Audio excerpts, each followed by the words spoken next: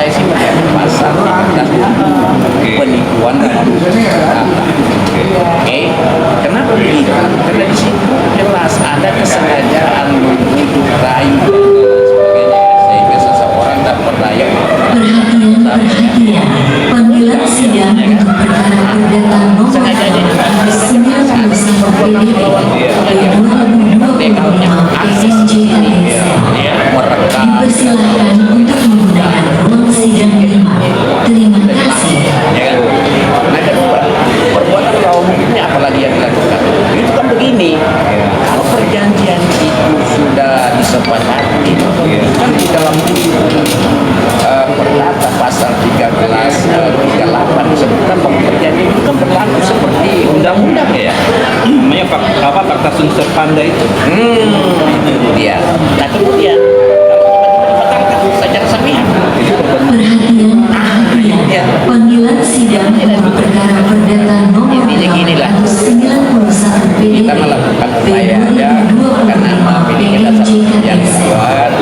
dipersilakan untuk menggunakan ruang sidang 5. Ya kan? Terima kasih. Karena kita kan satu kuasa kan, satu tekan, satu kantor ya kan, artinya ketika diberitahukan kepada pihak administrasi ya tentunya kita memberikan informasi kemudian dia memberikan kuasa kepada kita tidaklah serta merta pihak perkara yang kita tidak ya kan, artinya ketika kita menggugat kita kan sudah siap semua di dalam dan sebagainya karena apa beban pembuktiannya kan ada sama kita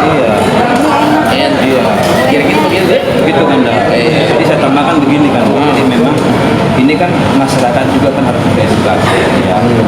Ada banyak masyarakat bahwa kesepakatan perjanjian itu hanya dalam bentuk tulisan.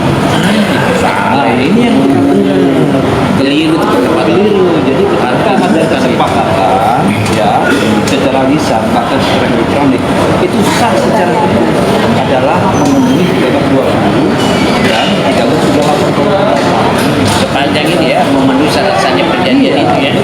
Apa sih syarat-syaratnya perjanjian itu? Jadi ada perjanjian, kemudian ada para pihak. Perhatian, panggilan sidang Ada gangguan jiwa ya, perdata nomor 919 PDP ya kita tidak ada gangguan jiwa ya. Mantap PNJKS semuanya sehat-sehat ya. dipersilakan untuk menggunakan ruang Memenuhi sidang syarat ini 5. Terima kasih. sudah dewasa dan sehat jasmani dan rohani. Cakep ya. Nah, untuk terganggu mental ya. tidak terganggu ini perjanjian yang memang sudah ada kesepakatan dari tanggal 14 November 2012 sampai tanggal 14 November 2025.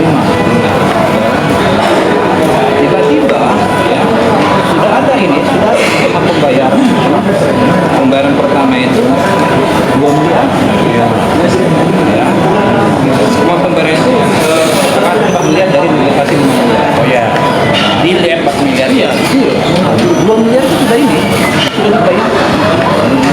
Dealnya itu bisa ditingkatkan. Oh bisa ya. bisa. Oh iya. Tiba-tiba nggak tahu apa yang menjadi alasannya ya Dibatalkan. Itu katanya itu ada 1 tahun ya, jaga 1 tahun sebelum 1 tahun dibatalkan. Oh iya. Iya.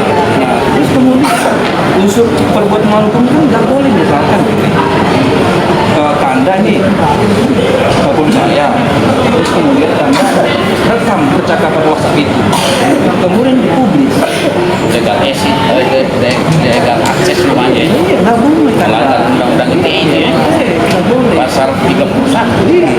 nah jadi Itu pidana dong. ya nanti kita lihat ke depan ya tapi kita fokus di 365 kalau kita jadi kalau kita misalkan membuat tuntutan kita di dalam posisi itu ada kerugian 244 triliun saya kira sangat relevan dengan alat bukti yang kita mau berikan nanti dan transaksi. Tapi hari ini kan kita bicara namanya proses tahapan pertama yaitu pemeriksaan identitas. Jadi sebagai kuasa hukum tentu nanti akan ditunjukkan bagaimana kita lihat surat kuasanya, pemberi kuasa